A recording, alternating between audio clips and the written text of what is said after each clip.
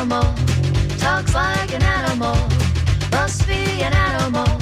Come hear the animals, talking animals, talking animals.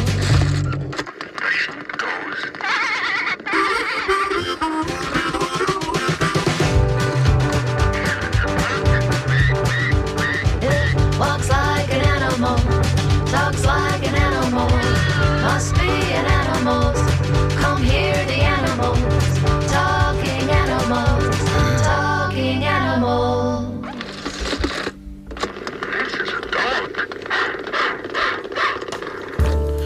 Good morning, this is Talking Animals on WMNF. I'm Duncan Strauss. My guest today is Will Braden, curator of Cat Video Fest, slated to screen at the Tampa Theater on the evenings of August 23rd and 25th through 27th. Cat Video Fest constitutes probable paradise for those who enjoy watching cat videos. And for those who relish scrolling from one feline flick to another and another, Cat Video Fest will arrive as a gigantic gift. It's a 75-minute compilation of the newest, best, and brightest of cat videos, edited into a briskly paced reel, divided into loose categories such as drama, action, adventure, cat gifs, documentary, musical, and so on. These clips are selected from hours of submissions, with the selecting done by Braden, who has an important history with the festival.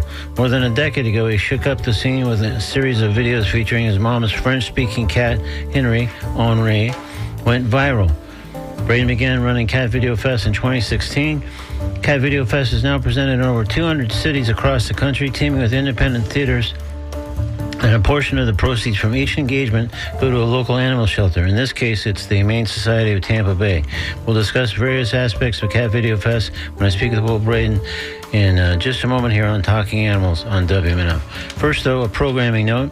In just under 2 weeks, on September 3rd, WMNF's Fall Fund Drive begins, and I'll be raising money here on Talking Animals on the very next day, Wednesday, September 4th. I'm typically assigned a giant fundraising goal, especially for a 1-hour show, and this drive is no exception. $3,000 in an hour. Yikes. I've learned over the years that the only real prospect of reaching that kind of goal in that length of time, a shorter time, is to receive pledges before the fund drive show. So I'm hoping you might consider donating, ideally before September 4th. Would you consider doing it today, in fact? Any amount, $35, $50, or if you can swing more, $100 or more, would be greatly appreciated, whatever you can swing. Please visit WMNF.org, and in the upper right-hand corner, click on Donate Now on the secure donation form that opens up towards the bottom, labeled Designate to Pick a Show. There's a drop-down menu with options for where to direct your donation. Please select TLA, Talking Animals, so that our show is credited with your donation. Thank you very much for anything you can do to help give us a running start here. Meanwhile, coming up later in today's program, I'll speak with Jen Heckner of Dog Moms of Tampa Bay, a group of yes moms who hold regular dog-oriented meetups across Tampa Bay, and there's often a charitable or fundraising element to these events. Their next gathering is the Pups and Plants Workshop, happening this Saturday, August 24th, at Wild Roots in St. Pete. You'll learn about pet-safe plants and more. Indeed, we'll hear more about the workshop as well as other details about Dog Moms of Tampa. We'll talk with Jen Heckner a bit later in today's show. Right now, though, let's discuss the cats, the videos, and more to the point. Cat Video Fest screening August 23rd and 25th through 27th at the Tampa Theater with its curator, Will Braden. With a reminder that I invite you to join the conversation by calling 813-239-9663, emailing DJ at WMNF.org, or texting 813-433-0885. Let's welcome Will Braden to Talking Animals on WMNF. Good morning, Will. Oh, it's a pleasure to be here. I'm purring so loudly. Wow. Well, that's great. I guess that's only fitting, all things considered. So, yeah. So I think it's safe to say you have a singular way of making a living. Your job is basically, as I understand it, watching cat videos most of each day. It is. And the second question I always get is this your full-time job? Well, we're going to get into that because I want to get into the particulars of the job in a few minutes. But I'd first like to find out a bit about you and your background, just see if we might trace the career path that led you to what's obviously a kind of a rarefied position that you occupy today. So when did you first become affected by film in any form? I was always fascinated by film and by movies, I majored in creative writing, and I thought that I wanted to do screenwriting, but I spent some time in Europe, got a little sidetracked, and eventually I went to film school here in Seattle, where I'm from, at the Seattle Film Institute. And that's where I first did an Henri project. I had an assignment to do a profile of someone, and I had procrastinated, and I didn't have enough time to find a someone. I was house sitting for my mom, and so I did a profile of her cat, and I made it sort of a parody of French and Spanish New Wave films. And I figured if I made it funny enough, they wouldn't notice that I didn't really follow the assignment, and it worked, and I got an A, and I was hooked on cat videos from then on. So that was 2006, and in 2012, one of the Henri videos won the Golden Kitty Award at the first Cat Video Festival. This is in Minneapolis. And I from then on, I was full-time cat videos. So wow. It's been well over a decade now that my job is just to watch and edit and make and curate cat videos. All right. Well, you've encapsulated about 30, 35 minutes of our conversation into a minute and a half, so we can't... Sorry, we can't.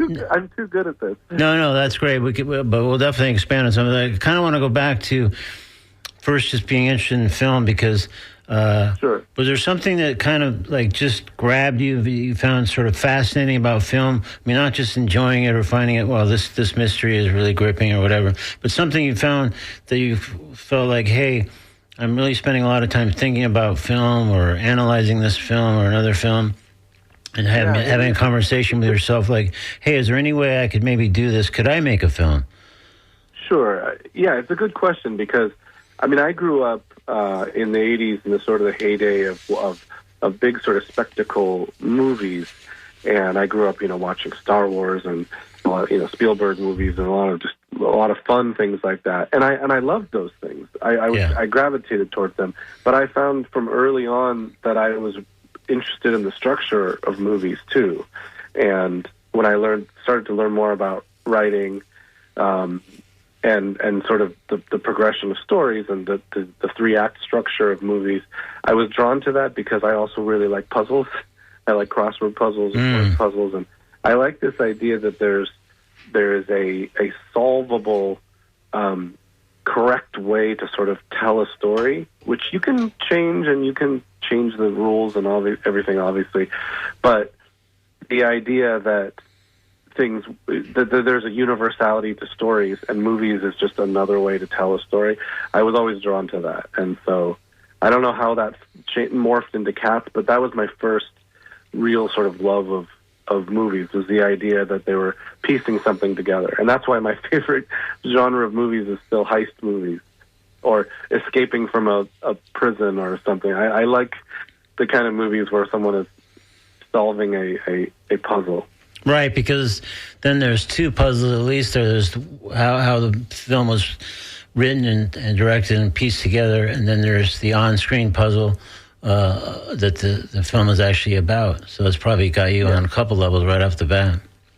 Oh, absolutely, yeah. But even movies that seem to be really sort of slick in Hollywood, like Ocean's 11, those came right around the time for me when I was just getting ready to go to film school, where I just loved the process. And I was the perfect generation where we got access to director and producer and actor commentary on DVDs. Mm. So when I was in college and afterwards in grad school, certain directors wouldn't do it, and I respect that, but certain directors I love, like David Fincher and Steven Soderbergh, they would do, very in-depth commentary on DVDs, so you could hear all about sort of how things would piece together, and things that didn't work, and why they chose certain shot selection, and I was fascinated by that.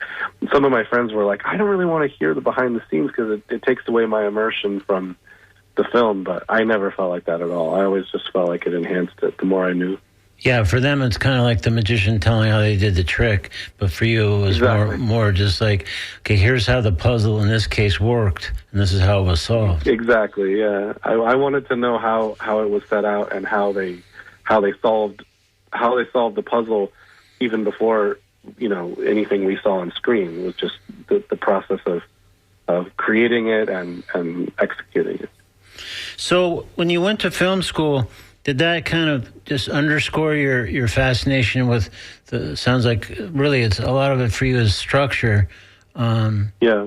And was that emphasized kind of in the film school that you went to, or is that just something you were sort of just already drawn to, and it just kind of added to your relish of seeing how films are put together when you know? It was. I was lucky enough to be in film school at the tail end of still learning about film. I mean, actual film, shooting on 16 millimeter and 8 millimeter.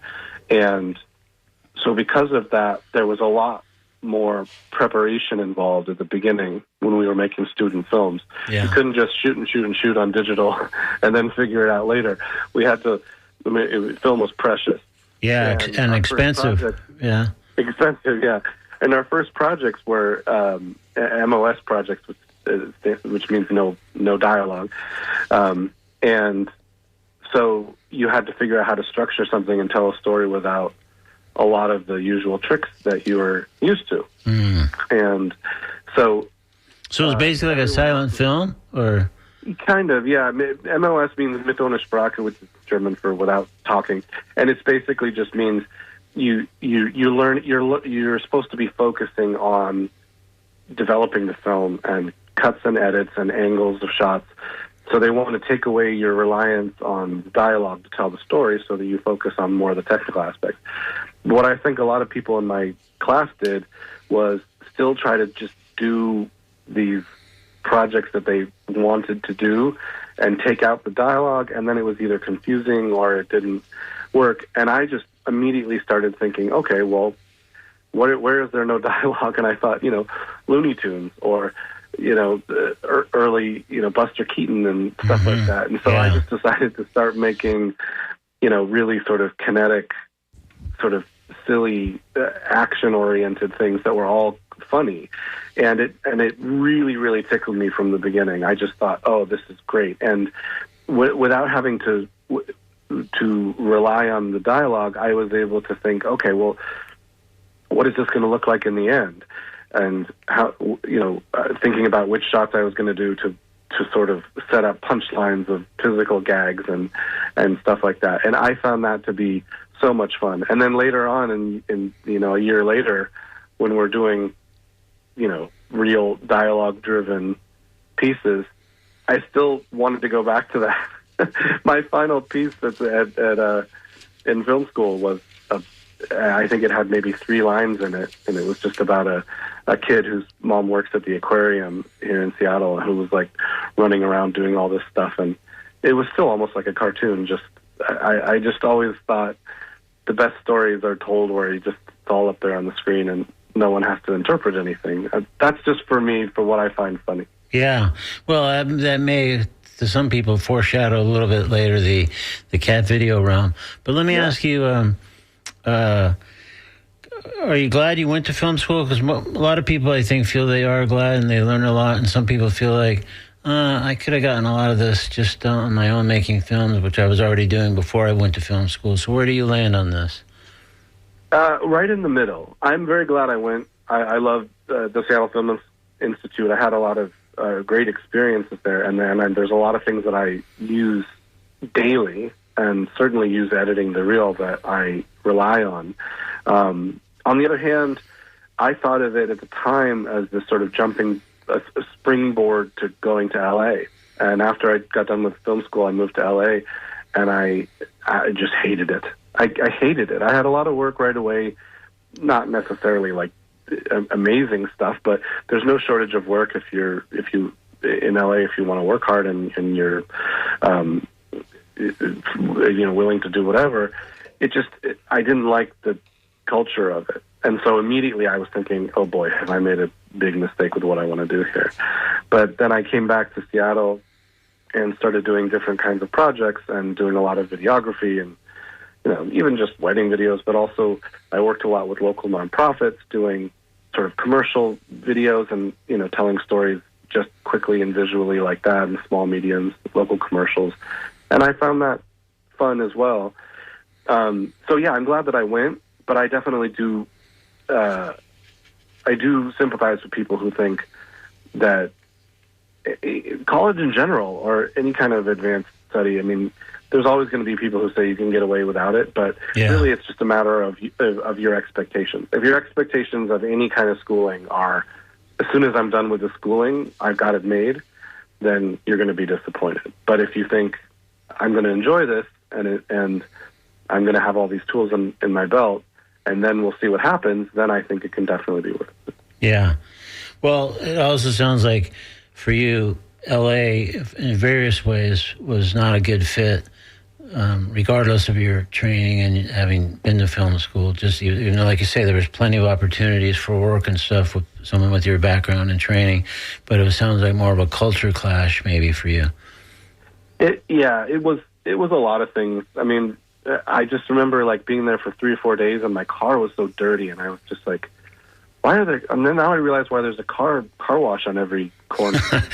Because it's just you just be driving around, and then it looked like you've been doing donuts in a dust basin or something. Because I'm from Seattle, I probably went years without washing my car because it would rain every third day, and you didn't have to worry about it. Right. But also just you're right. It was just every person you meet in LA is thinking, how can I show off what I'm doing, and how can I see if this person can help me get another leg up?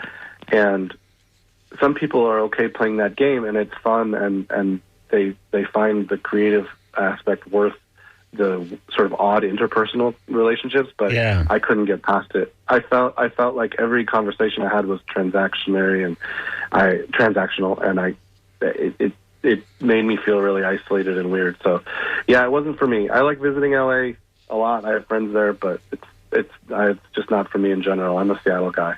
Yeah, no, it sounds like it. And also, I think probably partly what you're up against there was a ton of people who moved to L.A. in the way that you initially moved to L.A.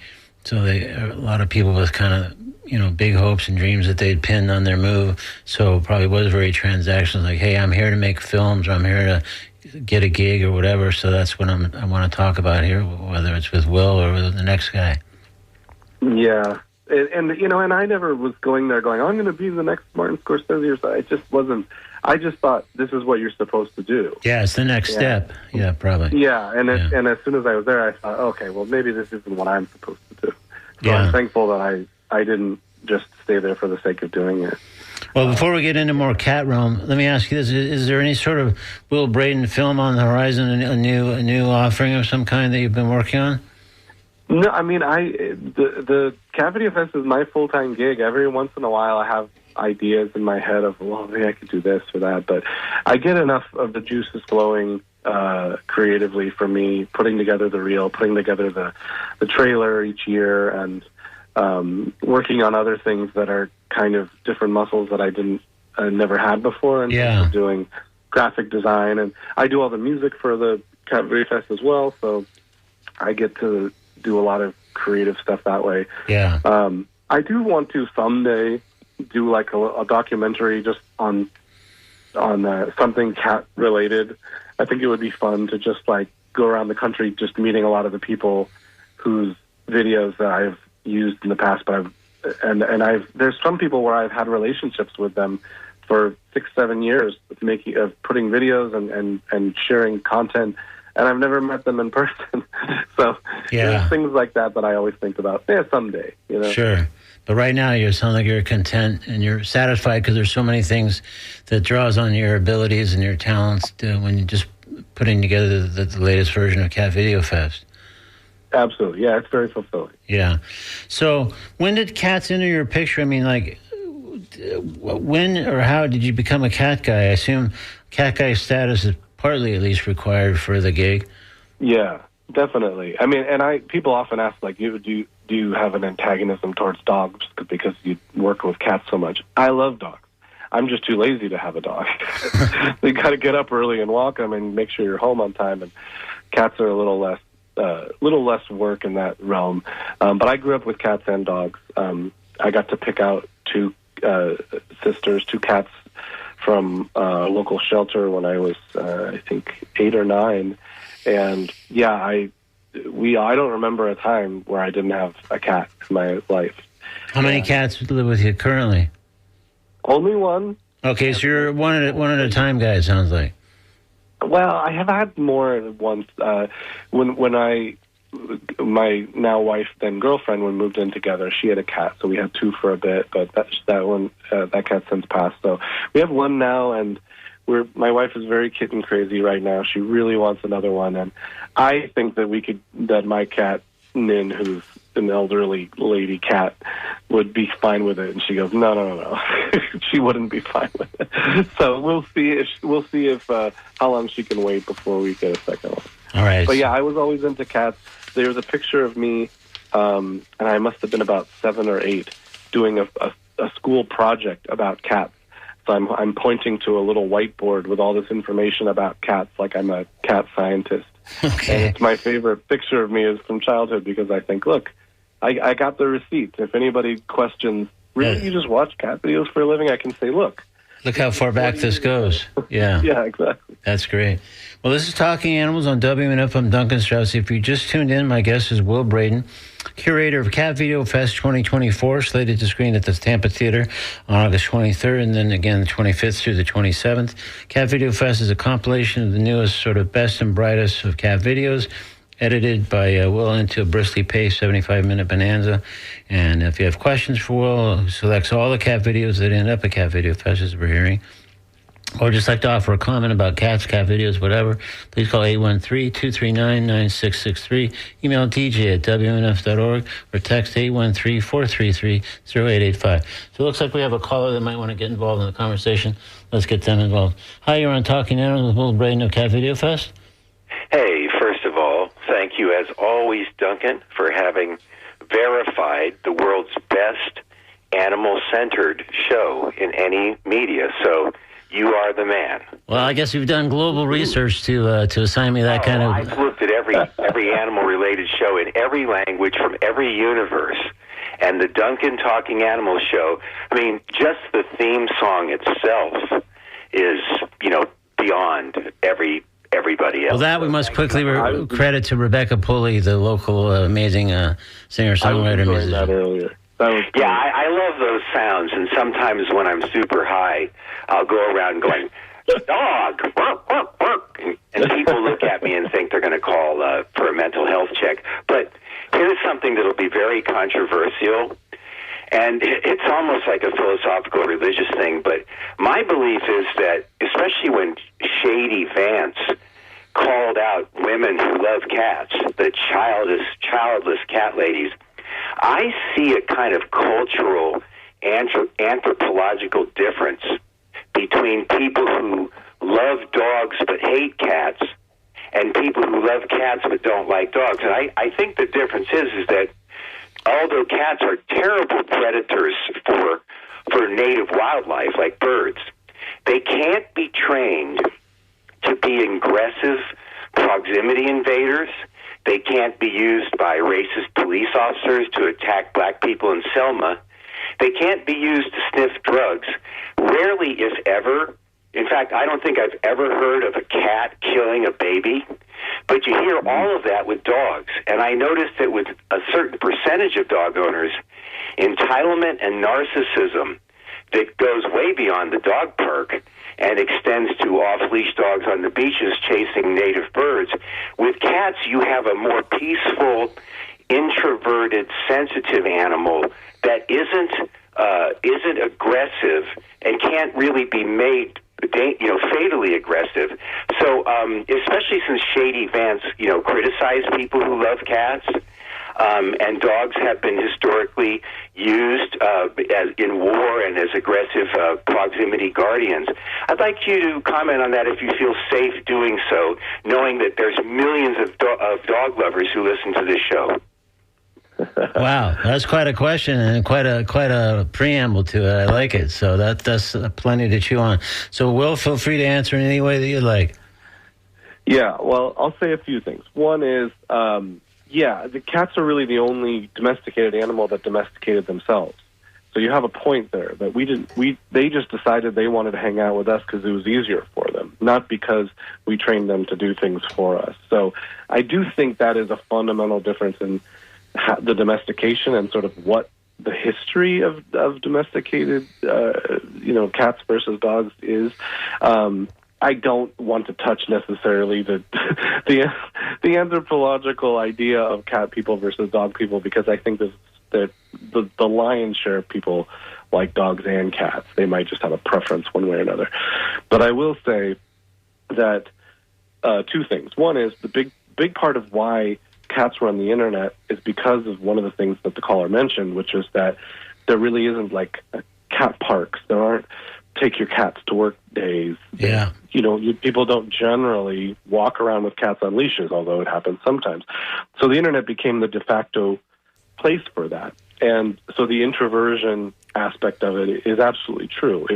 And that's why Cat Video Fest is so fun, because it's taking that aspect of the online culture and taking it offline, giving people a safe space to just meet all together and share cat photos and also have something to watch.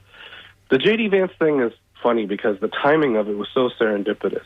It was such a stupid comment. It was so ill-informed, and it was so sort of antiquated. I mean, he's talking about stereotypes about cat ladies that are just like 15 years old at this point. We've kind of moved beyond that. And it was not just ill-informed, but politically, ignorant of him to just make fun of all of these cat people that are legion online without thinking, of course they're going to get ticked off, and of course they're going to come for him.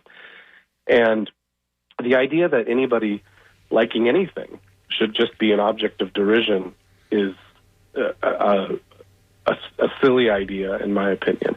And he made those comments, and there was this huge swelling of, hashtag Cat Lady Summer and all this stuff right before we had our opening weekend. And so we were offering people like, hey, look, if you want to celebrate cats and stick it to the people that make fun of cat culture and cat ladies, then here's an opportunity to raise money for some local shelters and have fun and do all that at the same time. So, I'd be lying if I said that J.D. Vance's stupid comments didn't raise a lot of money for cats.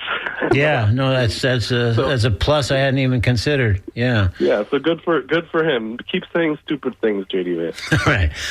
So let's delve a little further into Cat Video Fest, but before we do, just because we touched on this a little bit so far, one of our emailers said with the subject line, Henri 2, one of the greatest short films of all time, an instant classic. Thanks for this interview. Oh, so that's super nice. That's very nice. Yeah, Roger Ebert declared it the best cat video ever made, and that was, at the time, I was just like, that was amazing to me. That was the best thing that ever happened to me. I've since gotten married and have a son, so I guess I can't say anymore that it was the best thing. But at the time, Roger Ebert watching my little short film and saying it was the best was pretty exciting. So yeah, that's heady stuff for sure. Yeah. So you can still relish it in the filmmaking cat video realm, even if you now are married and have a kid. So yeah, it's a different category. So let's talk more about Cat Video Fest itself. Can you give us a little bit of overview of history? Like, how did it begin and when and where exactly? Yeah, in 2012 at the Walker Arts Center in Minneapolis, Scott Stuhlin and Katie Hill, they were curators at the museum, and they had a program called Open Field out there. The Walker Arts Center has a huge sort of field out in front that kind of makes a natural amphitheater, and they would do big projects out there. They were watching cat videos instead of doing their work, which, as we all do, and then they thought, wait a minute, we're museum curators. We can actually put on a festival or something with cat videos, and they thought that it would just be a fun little thing, and then it just snowballed, and 11,000 people showed up, and they had all this press, and it was just huge. And I had submitted one of the Henri videos there, and it turned out it was one of the finalists for the Golden Kitty Award, which was the Audience Choice Award there. And so before I knew anything about whether I was going to win it or not, I just booked a flight up there because I said I'm not missing the first Internet Cat Video Festival, and I won and got to go up on stage in front of all these people, and I said, can I say something? And they said, sure.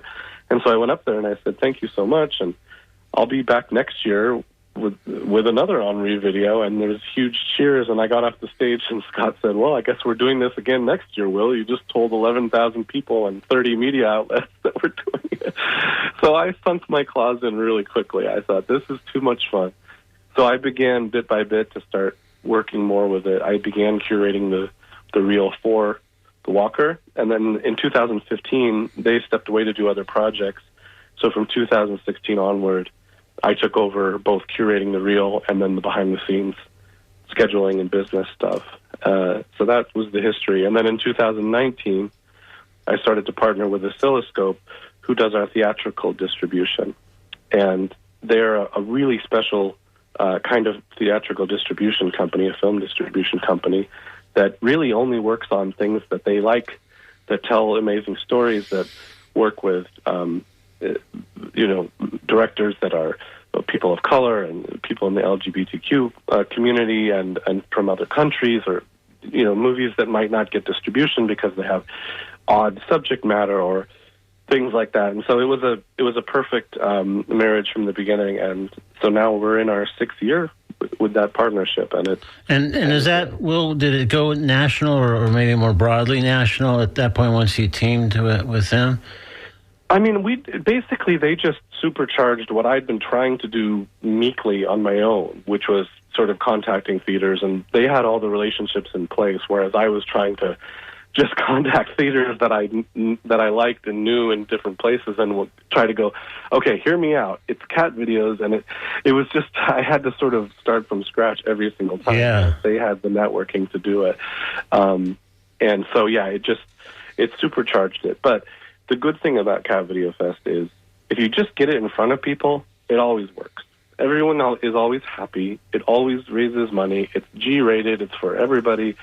So all it is just convincing as many theaters as possible to show it and making sure that every show has a beneficiary in a local shelter or a local animal welfare organization. And as long as those two things are met, then it can kind of play anywhere and work anywhere. So yeah. Well, a couple things about what you just said there. How did you determine, or maybe it was as part of the partnership, about what kind of theaters? Because there are obviously very specific kind of theaters where Cat Video Fest screens. So was that a specific kind of strategy of saying, we really want to kind of reach out to these kind of theaters, and that's who should present Cat Video Fest? Well, sort of. I mean, there's a sweet spot of like the kind of theater that it really works at. It works well. The Tampa Theater is a good example. Theaters that are big and have kind of a great history, but also have just this built-in audience of people that go, I trust this theater to program things that are interesting and unusual. I might not even be a cat person. I'm an aficionado of this theater. And then there's cat people who say, I'll go see this wherever you're playing it in my town. I don't care what theater it is. But then they'll go to see places like the Music Box in Chicago or the Enzian and the Tampa Theater, where it's just amazingly beautiful as a theater, and then they get hooked on that too. So it's kind of a combination of all of the things. Yes, it can just play in like an average sort of multiplex theater, but it does the best in communities and areas where the theater is really part of the community, and people are just on board with unusual programming and fun things to begin with. Sure. So, yeah, I mean, that makes sense. Kind of specific to that. Yeah, I like the notion of, hey, in this case, at the Tampa Theater, they always have great stuff. I'm not even sure what Cat Video Fest is, although I can kind of figure it out a little bit by the name. But the fact that the Tampa Theater is presenting it means it's got a stamp of approval that is enough for me, and exactly. I'm going to go.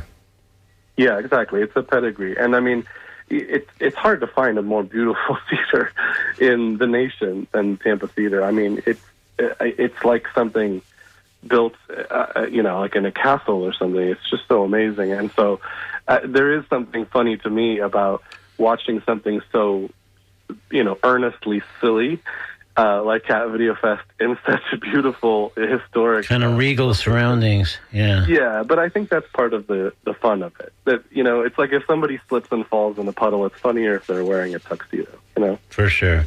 So do you go to a lot of the theaters that are presenters of Cat Video Fest then? Obviously you've been to Tampa Theater for sure. Yeah, I've been there, I think only once. I used to go to more, but when it was more necessary for me to kind of present the reel, to sort of explain what was going on. And as time has gone on, I mean, we've been at the Tampa Theater now for a few years, and people know what it is now. So I'm not as necessary to it. So really, I go to shows that I can get to quickly around here. I go to the shows in Seattle, obviously. But a lot of them kind of run on autopilot, and I'm happy with that. I trust the theaters to do on their own what they want to do. Tampa Theater, for example, has cats for adoption, which is great. Some theaters can't do that, but they have the mechanism to do that. And so some theaters make it into a big production of things, and some theaters just go, we don't have the room for this, or we got too many people with allergies that work here. Yeah, but that's a great sort of built-in feature that we've alluded to. But let's mention again that everywhere the Cat Video Fest screens, there's an element where a local rescue receives a portion of the proceeds from those screenings. So in this case, again, it's the Humane Society of Tampa Bay. But when did that idea kind of first come up, or who presented that idea? Because it's obviously just yet another great element of something that's already kind of pretty cool to begin with. It was part of the DNA to begin with, but when I took it over, I made it absolutely a necessity. We've literally never done a show that doesn't have a local beneficiary. That's great. And as Cat Video Fest has grown, it really wouldn't be a lot easier for us at the end of the year to be able to just write one check to the ASPCA or something like that. Yeah. But it wouldn't work as well because these are community events, and people have a stake in it. Yeah, we trust the community just in the way that the theater knows how to present it. We trust that the local shelters know what cats need the most, and what's needed in Tampa is not the same as what's needed in Chicago. Sometimes, this trap, neuter, release is more needed. Sometimes it's just desperate need for fostering. Sometimes, feral cats, and so every place is different. And being able to partner with a local shelter means that we're even more connected to the community, and it also means that I can be even more hands-off. Once the event sort of takes on a life of its own, I just back away from it and say, look, I'm presenting the real. You have 75 minutes of entertainment, and everything beyond that, I'm not precious about the context. If you want to have a cat face painting contest or a costume contest, or you want to have a mobile adoption truck out front, people can do anything they want with it. Yeah. No, that's so great. So again, this is Talking Animals on WNF. I'm Duncan Strauss. My guest is Will Braden, curator of Cat Video Fest 2024, screening at the Tampa Theater on August 23rd, and then again 25th through 27th. It's a wonderfully curated collection of cat videos, and a portion of the proceeds, as we just noted from these screenings, go to the Humane Society of Tampa Bay. If you'd like to join the conversation, ask Will a question or offer a comment, please call 813-239-9663, email dj@wnf.org, or text 813-433-0885. So I'm going to get into a curating question or two in a sec, but I want to read another email that came in. And the subject line says, incredible true story for cat lovers. And then it says, it's called please mention on air this incredible movie. It's called The Electrical Life of Louis Wain. Was a British man who was largely responsible for changing people's minds from viewing cats as vermin to viewing them as cherished pets. So that's from our emailer. I have seen it, and I have actually seen a collection of art by him in person. It's very, very important guy in the history of cat culture. So that's great. We're covering all kinds of ground here today, Will. So that's excellent. Exactly. But let's get back to the subject at hand. So when you click, somebody submits a video to you, and when you click on it, what are you looking for? Or I know that probably shifts around, and there's. But is there an informal criteria, is it more like, hey, I know I'll get cat video at this point when I see it, and I can't really describe necessarily what the criteria is? It's a little of both. There are beginning parameters that I run into, which is the first one being length. If I see a really amazing short film that someone's made, but it's like 9 minutes long, unless they're willing to let me edit it down, I can't put it in the reel. It's just too long because we only have 75 minutes. And so the length is my first consideration. Yeah. And then I start thinking, a bit about sort of quality and audio and things like that. If somebody submits a video and, Lord of the Rings is playing on the background, I can't license that. So I have to think, can I mask out that TV? If somebody says, I've got a great, video that I made and it's set to, it's set to a Beatles song, I think. Yeah, good luck with me licensing that. So there's a lot of technical stuff that goes into that. But I do watch every video and all the way through, and there's definitely lots of times where I think this whole video on its own I can't just put it in the reel, unedited. But there's a little chunk of it that's just something really special there, and with the right context or the right little sound effect or something, it can be in there. So there really isn't any rhyme or reason to each video other than the length of what I'm willing to put in there. But I do take care when I'm going through each year to make sure that there's a real breadth of different types of videos, because as much as the little quick sort of accidental cat falling in a bathtub kind of videos, as much as those are funny, it would be exhausting if it was only that for 75 minutes. And it would also not feel like people really kind of got their money's worth to see something that was curated for them. And so I want to make sure that there's animated pieces and music videos, little mini documentaries, and different things that are touching as well as funny and informative. I really want people to come away from it going, were those really all cat videos? Because some of the videos, the only thing they have in common is a cat. Yeah, for Other sure. than that, they're functionally and artistically completely different. And that's the fun of it for me, is making sure that every year has a real ebb and flow and to feel really curated. So it makes it worth it. For sure. So I want to be careful about spoilers, which we've been pretty carefully avoiding. But I just want to hit one or two quick specifics, just because it might also give another sense about how you put this together, or go back to the beginning of our conversation with structure. But I noticed here and there, at least one case in particular, there's kind of recurring elements, like the guy that I came to think of as music guy. Oh, yeah, Ian Ray, yeah. Yeah, I just love him and his little bits. Okay. And I couldn't decide which ones to put in. And it was actually my wife suggested, she goes, well, maybe you can put in a few of them and just spread them out. And then I use them as like little kind of codas, kind of throughout it. And I've done that in the past with other musical accompaniments. And I think of it kind of like an old school, like a piano player playing next to a silent film, just playing you between sections and things like that. So that's a way for me to have my cake and eat it too. That's great. If I put them all together, it would be too much. But if I spread them out, I get to show a bunch of different kinds of it. Cool. Well, we're sort of nearing the end of our time, but let me just ask, this is probably a rhetorical question, but is there such a thing as a quintessential cat video? And if so, what is it? I mean, I would say there is a quintessential cat video in the way that 99% of people, if you ask them to describe a cat video, quote unquote, they would describe something that, and there's one on YouTube which I think is perfect. It's called My Crazy Cat Max. It's from probably 10 years ago. And it's a woman, and she's just filming her cat through a little cardboard tube that holds soda cans. And her cat jumps and knocks her camera off, and then when she rights herself, the cat is wearing the tube. The cat jumped through the tube, and now it's wearing it like a vest. You couldn't plan that if you tried. Yeah. It doesn't have any sense to it or rhyme or reason, but it's hilarious, and it would only happen with a cat. So that to me is a quintessential cat video, something silly and surprising that is only a cat could do.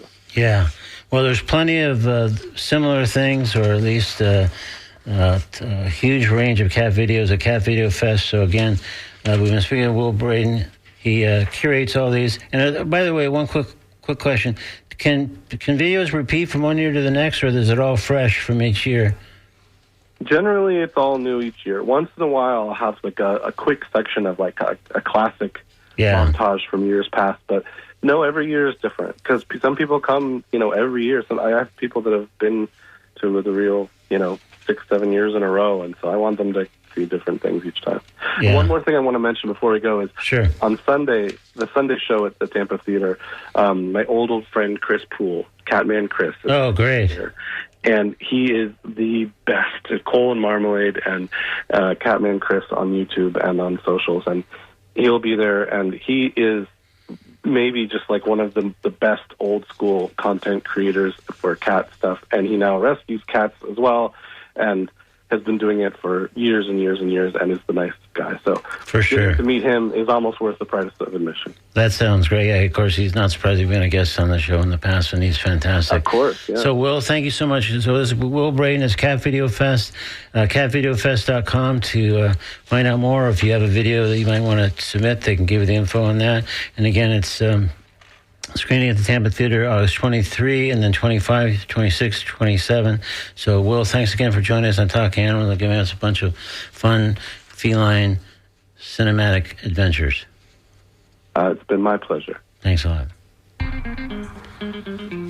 In a moment, I'll speak with Jen Heckner of Dog Moms of Tampa Bay about the next canine-friendly event they're supporting, the Pups and Plants Workshop happening this Saturday, August 24th. We'll also hear more about Dog Moms of Tampa Bay itself in just a moment here on Talking Animals on WNF. Right now, though, I'm going to step into the comedy corner with something from a longtime Talking Animals fave, Brian Regan. This is a piece called Doctors and Veterinarians by Brian Regan on today's comedy corner on Talking Animals on WNF. My doctor looked at me and said, "Brian, you are way too sedentary." So I vowed in that moment to get a dictionary. But I haven't gotten around to it, just been laying around the house. Or is it lying around the house?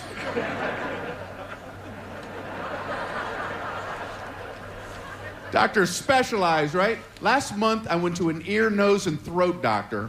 Last week, I went to an arch of the foot, small of the back, nape of the neck doctor. I have fallen arches, my small's too big, and I have a trick nape.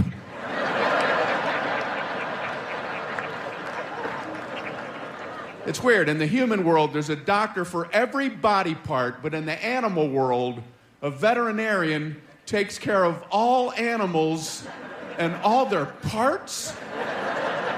It's got to be the hardest job in the world. Where are the bighorn sheep knee doctors? The wildebeest gastroenterologists. The giraffe throat, and throat doctors.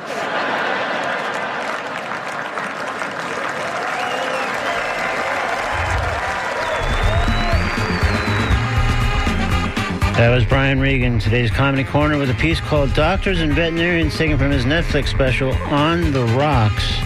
Now it's time to speak with Jen Heckner of Dog Moms of Tampa Bay about their cool group and about their forthcoming event in St. Pete, the Pups and Plants Workshop. So here's Jen Heckner back on Talking Animals on WN. Good morning, Jen. Good morning. Thank you for having me. Thanks for joining us again on Talking Animals. So we did talk a couple of years ago, but still I think it would be remiss if we didn't address a few basics about Dog Moms of Tampa Bay first, like when the group was formed and why. Yeah, absolutely. So we are based in the Tampa Bay area and founded in 2021, so on year 3, and it is a volunteer-run 501c3 nonprofit that we host events all around Tampa Bay for dogs and their humans at local dog-friendly places. Basically, our goal is to kind of do good while having fun, connect the fellow dog-loving people in our community, giving back to rescues and fundraising for them, and then also helping support and push the shop local for small businesses in our community as well. That's great. So what's involved in joining? If someone was listening and said, hey, maybe I'm a potential dog mom, what would be involved in taking the next step for them? So everyone is welcome. Dog moms, dog dads, everyone is welcome in our group. We have all of our events posted on our website or on our Facebook group at the Dog Moms of Tampa Bay. So you can see what we've got all upcoming. Some of them require registration, and some are just free for everyone to attend. So check us out on our socials. And what kind of responsibilities are there if you are a dog mom or a dog dad? I'm guessing there's no heavy lifting, but what are you just sort of helping participate or support certain fundraising events, or are there other tasks as well? Nope, just coming to meet fellow like-minded dog parents in our community, and then really just kind of supporting and championing that dog-friendly community in those businesses, whether it's a fundraising event like the one that we're about to talk about or just a meetup. There's many different ways that you can get involved with our organization. Cool. So before we get into the specifics of your next event, the Pups and Plants Workshop, can you give me an example or one or two maybe examples of some recent events just to kind of get a better sense of the breadth of kind of the things that you guys do and support? Absolutely. So some of our bigger events on an annual basis, we do a big holiday market in December where we have over 100 local dog-related vendors come out. And that's for everyone to come out and shop local and support local. Some of our other events are meetups where we just meet at a dog park or a local dog bar and just kind of bring everyone out. We have goodie bags for those who come. Those are typically free to attend. We've been doing pack walks where we bring in local trainers in the Tampa Bay area to kind of come along and give you tips and tricks on things with your dog. Other things we've done in the past, we've done a CPR workshop with specific to dogs. So all kinds of different things that you can find. That's great. All right, so let's talk more specifically now about Pups and Plants Workshop. Give us the lowdown, if you'll tell me kind of what we'll be discussing in this workshop, for example. Yeah, we're really excited about this one. We're partnering with Wild Roots. It's a plant store in St. Pete. And in this workshop, we're going to have, it's instructor-led, someone teach about pet-safe plants and answer all the burning pet plant questions while they walk us through kind of fundamentals of house plant care. And then at the end of that, we'll be building a pet-friendly plant arrangement that folks can take home. So we'll be going through that. They'll teach us, choosing the right plants for your lighting situation, how to keep them alive, and then how to treat them if you have pests. So all sorts of informational that you'll be taking home with that too. That sounds great. So again, that's this Saturday, August 24th from, I think, 10:30 a.m. to noon, I believe I saw. And that's at Wild Roots in St. Pete. So I assume this is one of those we would need to go to the Dog Mom's website and either sign up or register somehow. Yes, we do have a Facebook event, but also on our website is a link for registration for that. And 25% of the ticket fees for this event are being donated to Pet Pal Animal Shelter. Oh, great. So come have fun and give back as well. And that's typically how a lot of these things do work, that at least have a fee involved, is a portion does go to a local rescue or charity of some kind. Yes. That's great. Cool. Well, this sounds really good, and I didn't know you could be a dog dad, so that's good to know. So yes, absolutely. Excellent. Well, that's a little broader thing than I thought based on the name. I don't think we covered that last time, so I've already learned some key things today, Jen. So thank you so much for joining us today on Talking Animals. I really appreciate it. Thank you for having me. You bet. Take care. Bye. Bye-bye.